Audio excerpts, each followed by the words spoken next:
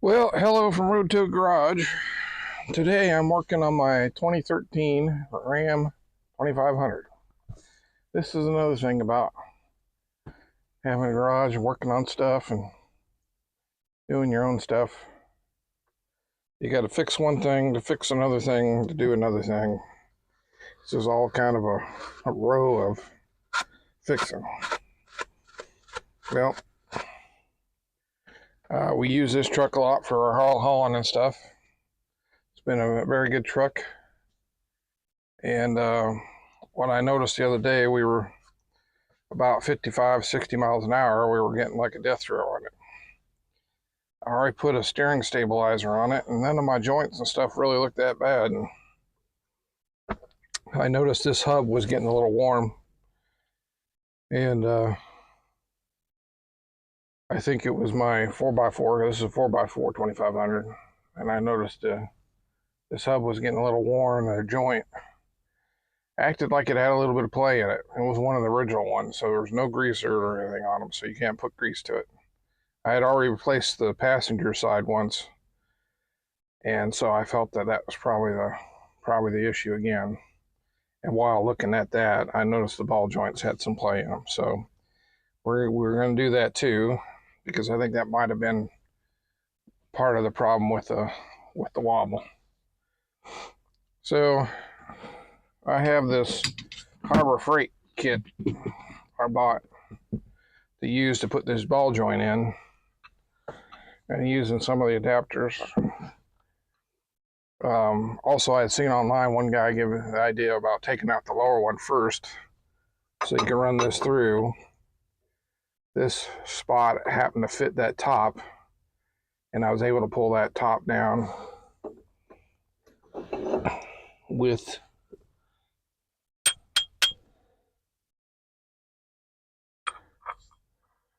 the cap and stuff that was supplied with it. So I just put that in there and zipped her down. Pulling the joints out, I had to make a couple pieces to kind of help adapt for this, but I found this was probably the most helpful thing, was doing with this kit, doing that lower ball joint first and last. So really just the reverse order.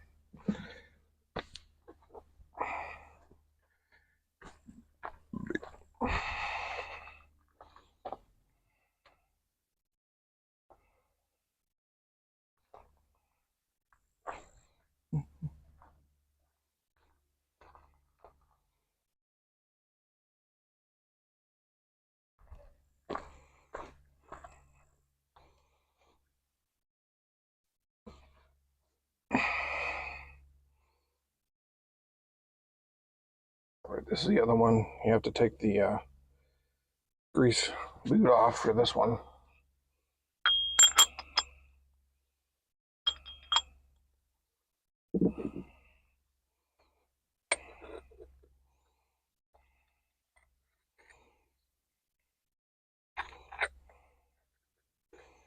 I noticed a lot of them been pointing the grease cert fitting forward on it, so I'm gonna do the same thing.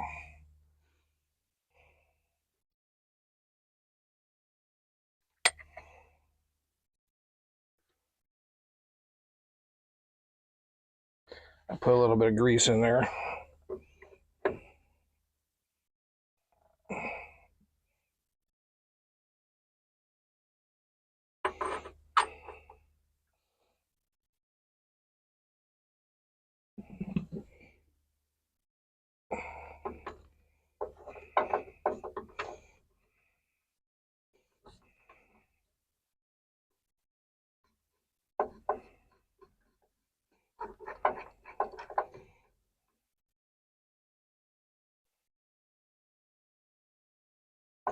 That was one of the things I had to keep looking back for, was the originals had no grease certs on them. So the top was pretty easy because it just comes out of the center of the top. The bottom one, which way do you orientate it to make sure you don't have a problem with the knuckle? And that is most certainly, when you put that 4x4 shaft in, you got to make sure you point the zert on in the right spot too. So we'll go ahead and use our impact.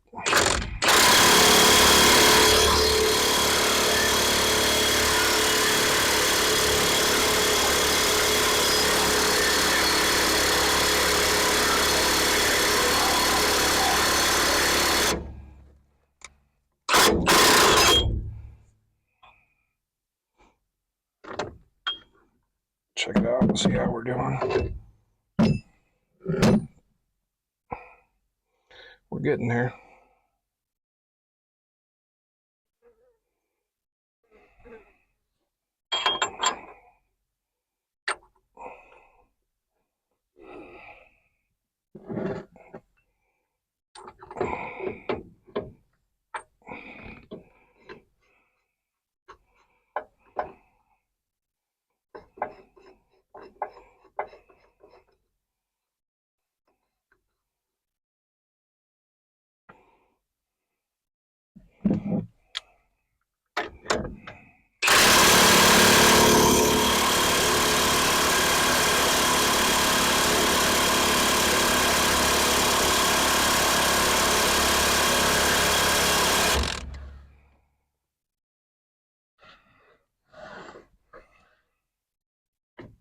This one lower one has a clip. Has a clip ring on it.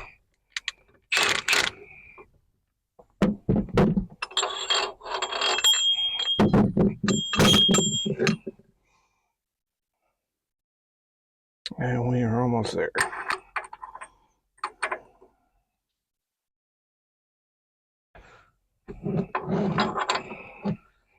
I'd say another 1/8 inch.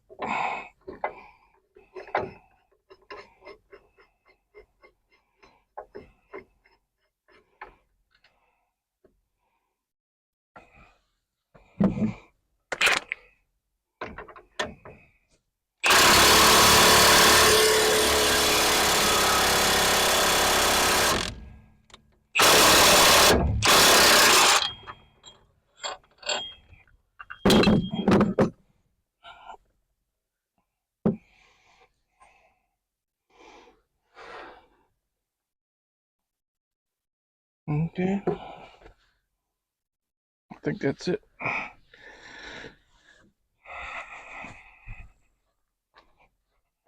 We'll go get the clip.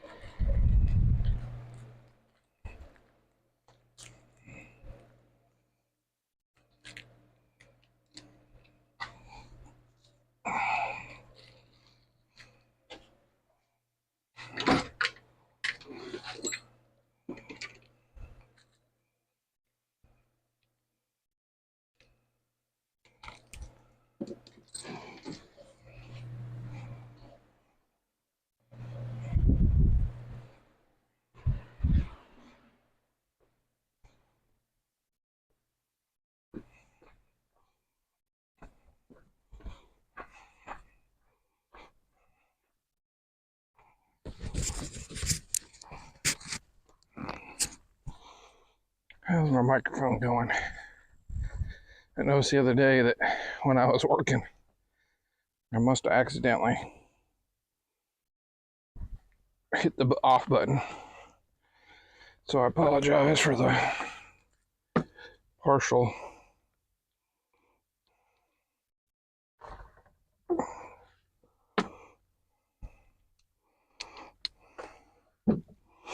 audio or the video.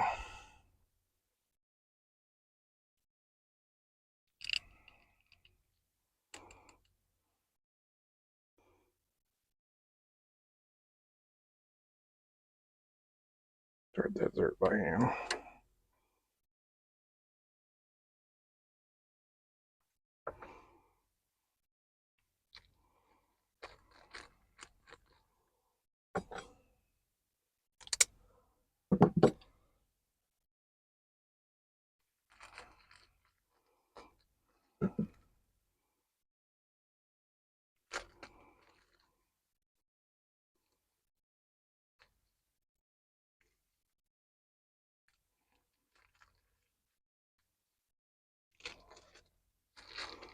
Fat fingers and little plastic bags.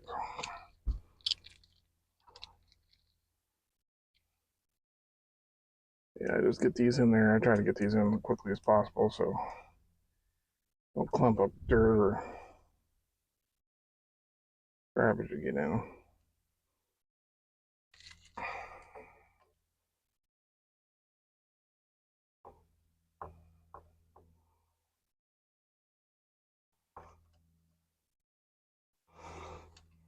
I'll also grease them up before I put the thing on there.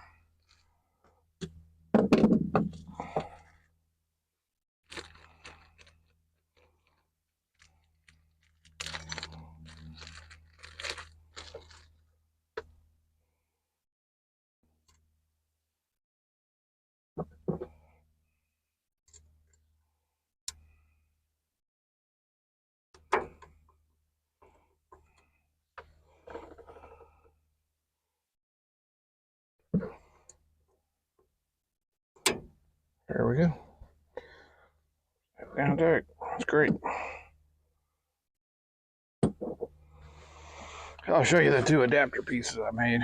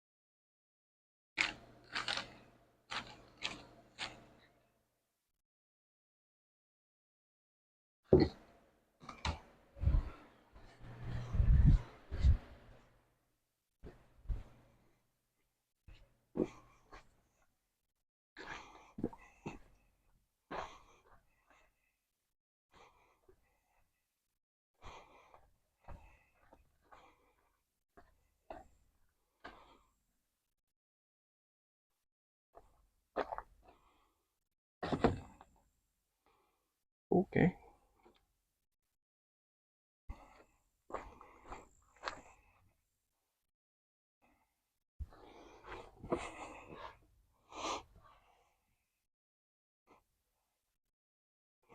Can't find my other piece.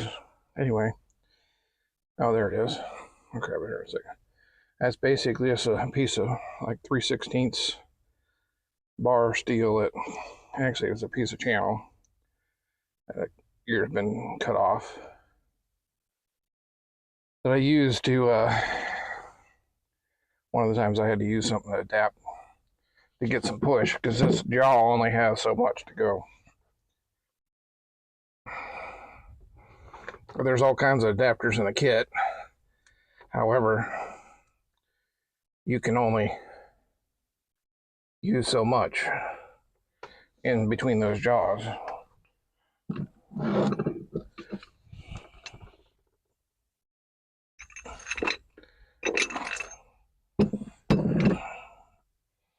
Here's another ring I made. 1/4-inch wall, like a piece of weld pipe. That was another thing I had to use because a lot of these are too thick, too deep. When you're trying to line it up with this to get it in there, to have enough room to push on those joints. You just basically adapt yourself out of the darn jaw. So that's what I'm doing today, trying to get this side back together. I kind of cleaned her up a little bit. She was rusty looking, and I shot her with some kind of gunmetal gray, just so she doesn't rust or corrode anymore. Getting it back together. I'll do a little bit of lube on my caliper slider to make sure I wasn't having maybe a caliper problem. Sometimes they get sticky or corroded and they don't want to slide well, or they slide too well, or they don't want to back off. And that'll also create a lot of heat through the hub too.